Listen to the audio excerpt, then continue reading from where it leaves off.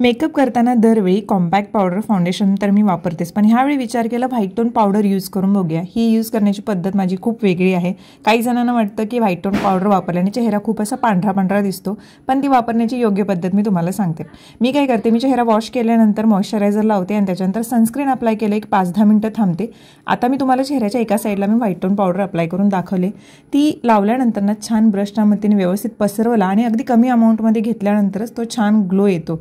नाहीतर तुम्ही बघताय चेहऱ्याच्या एका साईडला किती छान मॅट लुक आला आणि दुसऱ्या साईडला चेहरा चमकतो आहे।